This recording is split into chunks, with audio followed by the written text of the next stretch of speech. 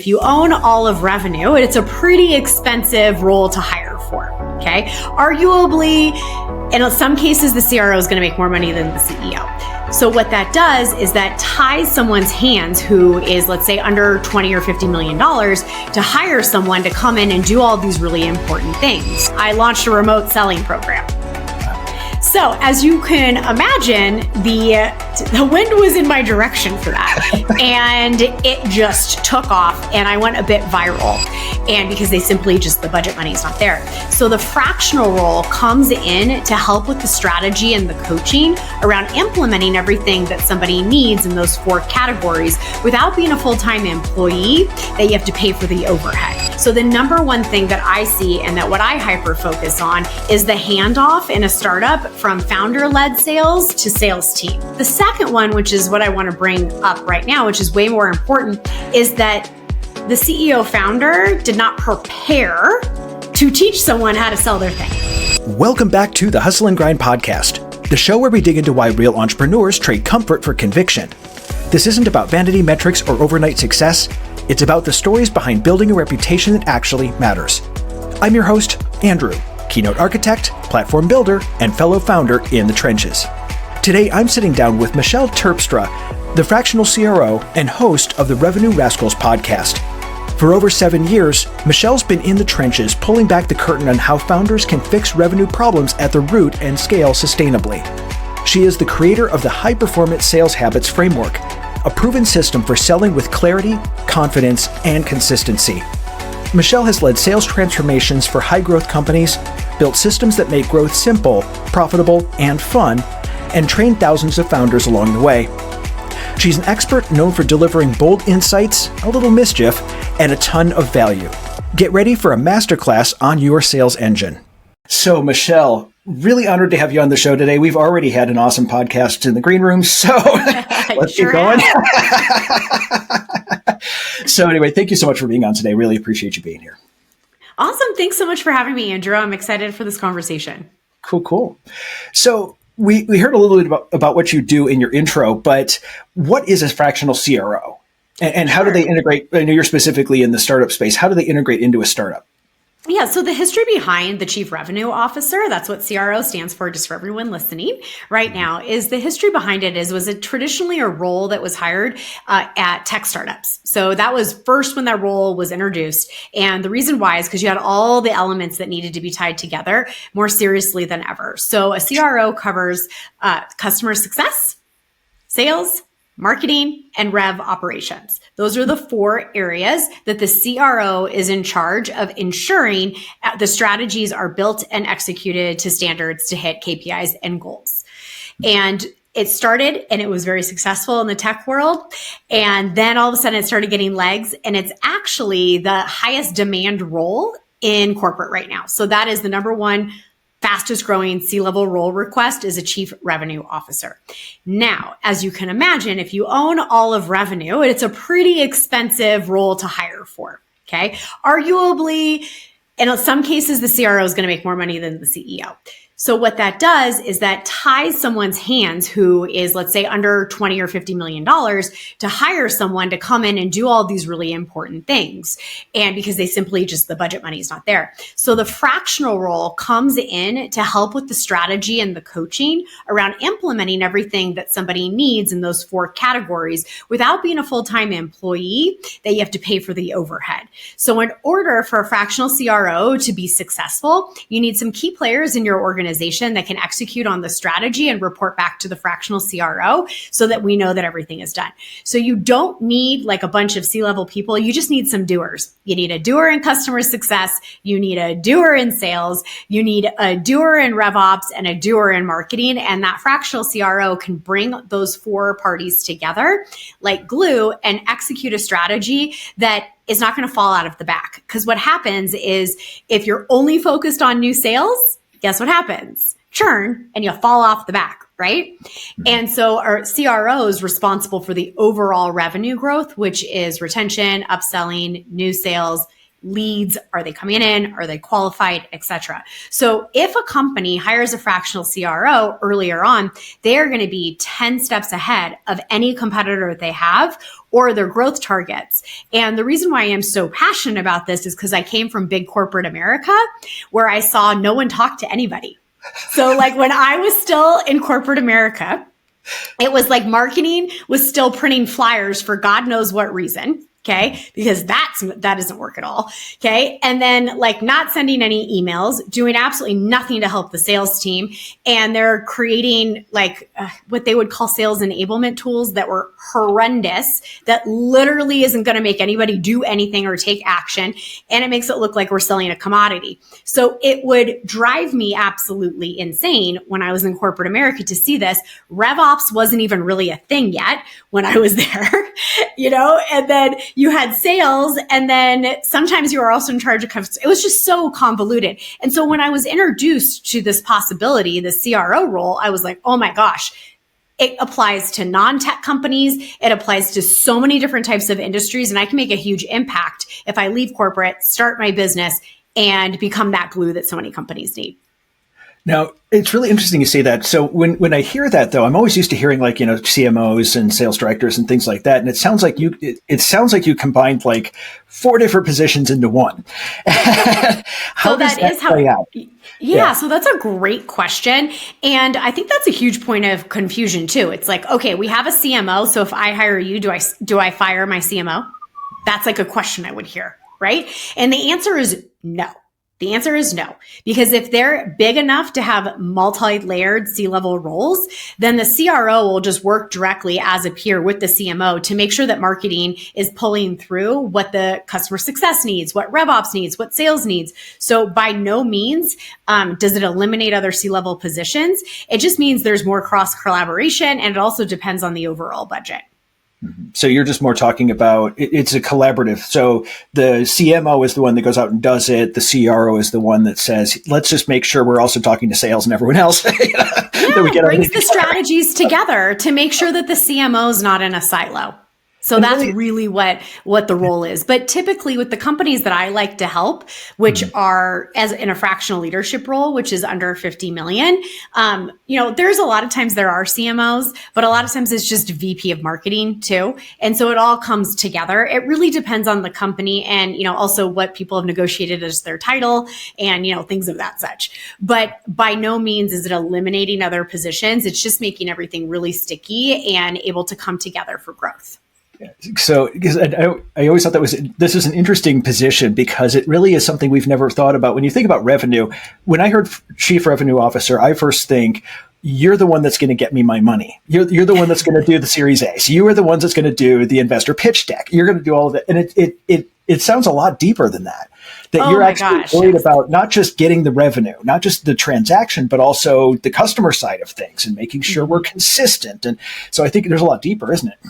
Yeah. So the fundraising side of it, absolutely. The CRO is very often included in those board presentations and the pitch decks that get put together with the CEO and the rest of the C-level team. I've been in more boardrooms than I can count. I think they're super fun. I actually really enjoy it.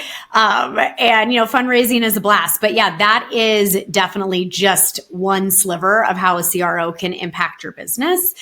It is mission critical, like that all 4 of those departments are talking to each other, and you can have the most effective compounding growth when that happens. Mm-hmm. And I think anyone who has worked inside of a startup that's large enough that they need these discrete parts understands that sales isn't going to talk to anyone. Marketing does their thing. They may hand us something off to sales. Sales doesn't know what it is. The communication is an issue. 100%. And a lot of times, you're absolutely right, Andrew. And then the other part of it is a lot of the startups are using multiple agencies in order to execute on certain initiatives, which makes total sense in the beginning.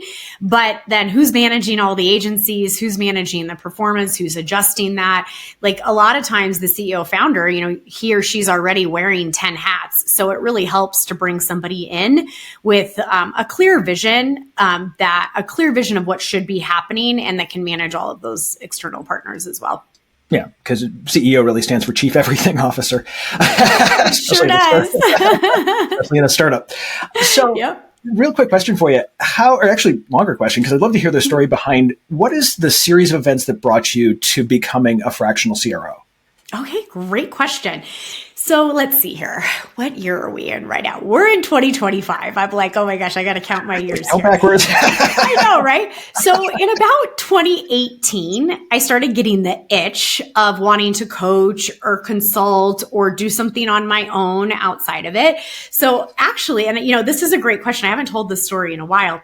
The very first thing that I thought I wanted to do was to teach people how to interview and negotiate their salary to the maximum amount of compensation, because I'm great at negotiation and I can literally I've never not gotten a job, like never, ever. So before I owned my own business, it's like I interview, I get it, I negotiate a bonus, I negotiate the top comp I can get.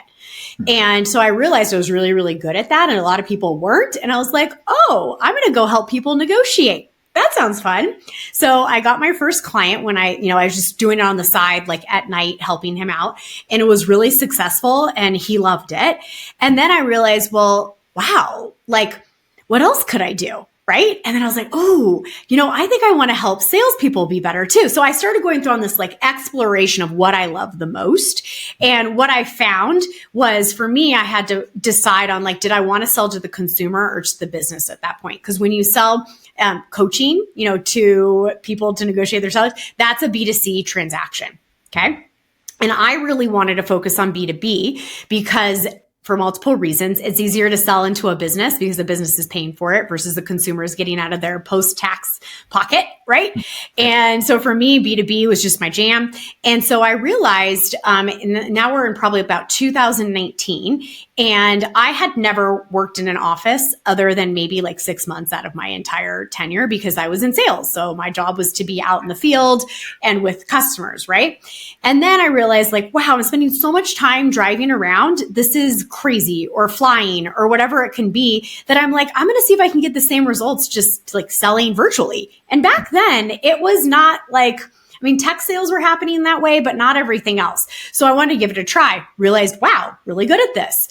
I really find this very fun. And then I realized that was my B2B path. So literally 2 months before COVID happened, I launched a remote selling program. So as you can imagine, the wind was in my direction for that. And it just took off and I went a bit viral. So I had 1,000 companies go through my programs over a couple of years, which is a lot of bodies and a lot of different businesses. And as I was being really successful teaching this, I then realized, wow, it's hard for you to sell that because you've screwed up your pricing and your packaging. And that's the wrong product market fit. And I just started realizing all of these things. So I was like, wait, why are you marketing that way? You're getting all these horrible people on the call. They're not even qualified. Like, why is that part of your marketing? So all of a sudden I started evolving my skill sets into, well, I know a lot more than just sales. I know business growth. And then one of my clients who was having a lot of success with me was like, hey, have you ever thought about being a chief revenue officer? And I was like, ooh, let me think about that. And then I quickly Googled it. And I was like, what does that person do? Right. And then I realized, oh my gosh, this is what I've been doing. And I just didn't have a name for it.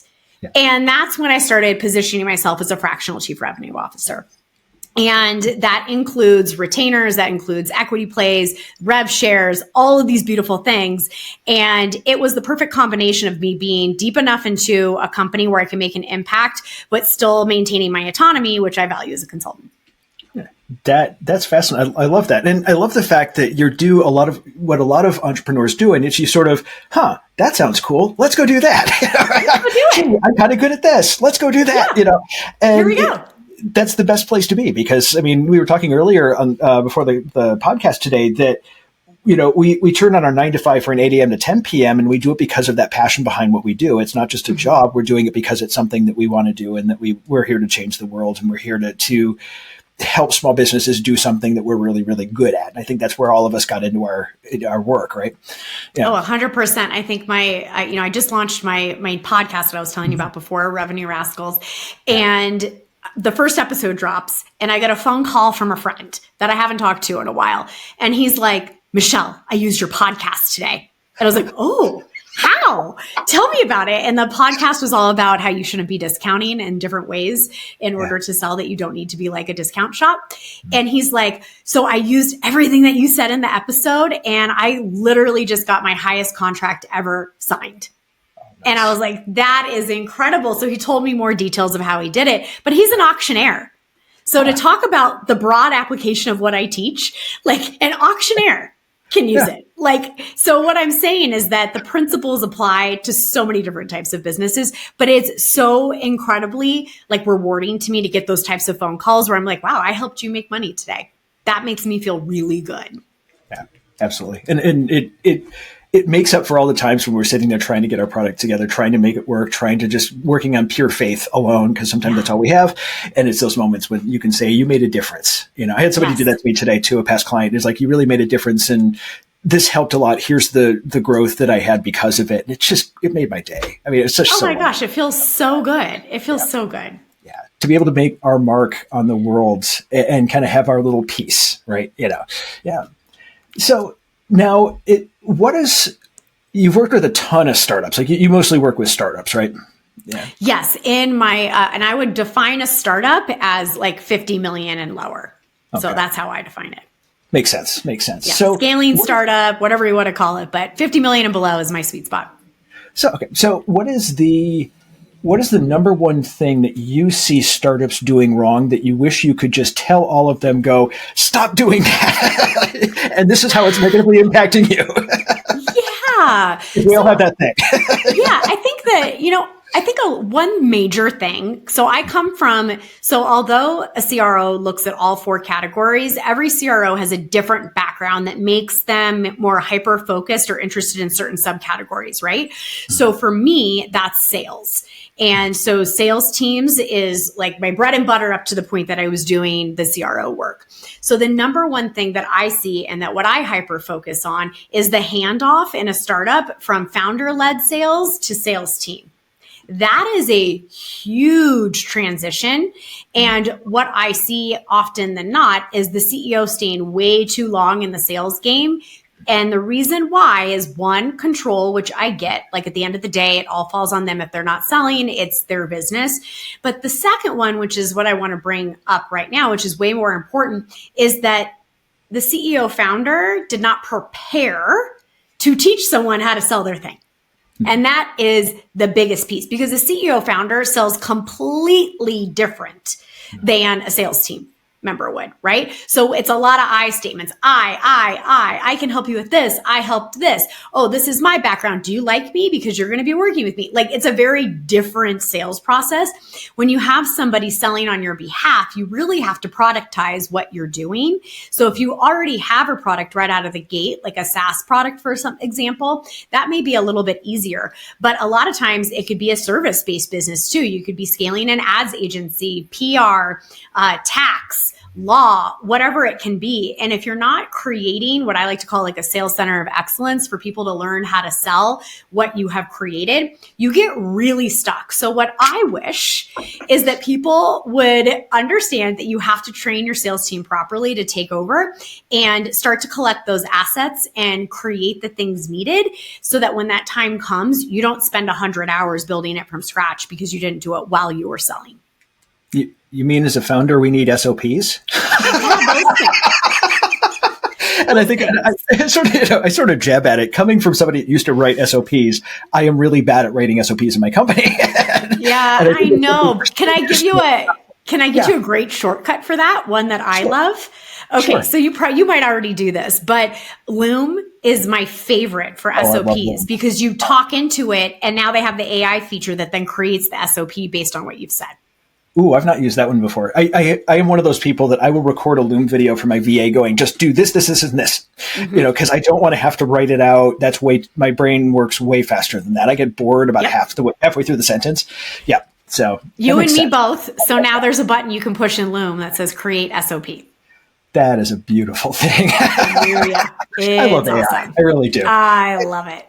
Which actually brings me into a really great role or a really great question here. How is AI affecting your industry? Yeah, so one great example right now, which I think everybody's talking about, is the replacement of the SDR or the BDR from AI. So it's like all the AI callers, the emailers, basically you're having an AI sales team booking these initial meetings and appointments. And I'm here to tell everybody that's real. It is real and it's working. However, the human is actually elevated on that sales team. And I want to explain this. So I recently built a brand new BDR team for a client from scratch, everything from scratch. And instead of having to hire 6 BDRs to book all of the appointments necessary, I only needed to hire 3 because I had an AI sales agent that was working in conjunction with those 3.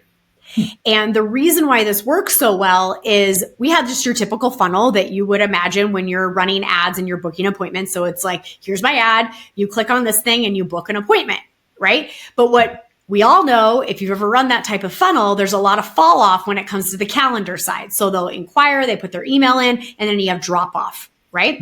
Now, when you have the drop off, if you aren't able to call them like within 3 minutes, you've probably lost that initial interest and opportunity. So the reason why I wanted to install the sales AI agent is it doesn't matter if it happened at 1:00 in the morning. If someone falls off, we programmed the agent to quickly follow up and be like, hey, it looks like you tried to book a time. It didn't happen. What time works well for you? And they literally respond and the AI agent can put it on someone's calendar like that. So it's super powerful. And then we save the humans for the more complicated work, right? The outbounds that, some of the outbound strategy that we had, the inbounds that weren't converting by Sam, the AI tool, all of these different elements. So what it allowed us to do is to save about $200,000 in payroll a year, which is huge. Yeah. Okay. That's the number one win. And the second thing is we were able to create something that was at the speed at which people wanted. And that's the biggest thing for people to understand is like AI. Yeah, it's impersonal. Yeah, most of the time you can tell. But what would you rather have, Andrew? No response at 1 a.m. in the morning, or someone being like, hey, I'm an assistant and I realize you dropped off. Can I get an appointment for you? You're going to be happy that happened as long as you can get to a human if you need it. Yeah. And so that's one really powerful way that AI is impacting the sales process right now, and what I'm loving to build. And it makes sense because if I'm starting to fill something out, there's a good chance that I'm almost ready to buy. Like I've already got some, I'm along that process, and having that immediacy is great because I'll forget about whoever it is. I don't know how many forms I fill out for free stuff. And then I forget I get an email going, 100%. Yeah. And, some people had said, well, why don't you just have an autoresponder? Because you can do, if people abandon cart, you clearly can activate that in a CRM, but it's not conversational. So that's the advantage of the sales agent, is that they're having a conversation, sometimes 10 or 12 emails back and forth without a human involved. And it's like this, and you can go way beyond just like an automation trigger in a CRM. So I just started using AI agents to do like follow up for Facebook comments for my company, and they're really advanced. Yeah, like really I was they're conversational. It gets information. It understands, like if I ask somebody to put in their full name and email, and they give me a first name and an email, it understands that that's not what I need. I need more information, and will prompt for it naturally. Yep. I mean, they're pretty advanced right now, and it's sort of interesting. Oh yeah, it's amazing. What tool are you using? I love to know all of the tools. That's right. Go high level. I am a massive Go high level. Oh yeah. I love that. I use high level in my business too. So fantastic. It's one of those things. It has a steep learning curve, but it literally saved me thousands of dollars a month in fees. Mm-hmm. You can really, if you don't know what you're doing and go high level, do not set it up yourself. No, period. It's not the friendliest, but it was designed by nerds. But once you either get somebody who understands how to set up high level, or you get somebody in there, or you kind of spend the time in that learning curve to learn it, it is one of the most powerful tools out there. Oh, 100%. I love the product. Lots of my friends are, agency owners of the product who own a white label, and they live a very beautiful, lucrative life. So it's a great thing. It's a win-win. It's a win for the clients too, because you get all of these really powerful tools, and the costs are very low. So very low. Agree with you, Andrew. Love it. Awesome. So, Michelle, one more time, can you tell us what is your podcast and how can they get a hold of you? Okay, awesome. So Revenue Rascals is the name of my podcast. And I'm pretty passionate about taking down the old guard and not doing things the way that you should just because someone told you should. So if you like a different perspective in business growth, then I would love for you to jump over to revenuerascals.com and you can listen wherever you love to listen. Awesome. It is so much fun to talk to you today, Michelle. Thank you. Thank you for being on. I really appreciate it. This has been an awesome chat. Always love. That's one of the things I love the most about this podcast is chatting with other founders and people who work in this industry, because there's so much good, so many awesome ideas, so many super passionate people, and that are going to change the world and kind of leave our own little mark on the world. So always happy to talk to another founder. Love it. This was a great conversation. Thank you for having me, Andrew. Anytime. Thanks for tuning into the Hustle and Grind podcast, where we unpack what it really takes to build something that matters. If today's conversation hit home, do me a favor. Share it with someone who's in the trenches too. And if you're building your own brand, platform, or message and want help turning that story into serious authority, head over to theauthorityforge.com to see how we can help. Until next time, keep showing up, keep shipping, and keep chasing the work that sets you on fire. I'm Andrew, and this was the Hustle and Grind podcast.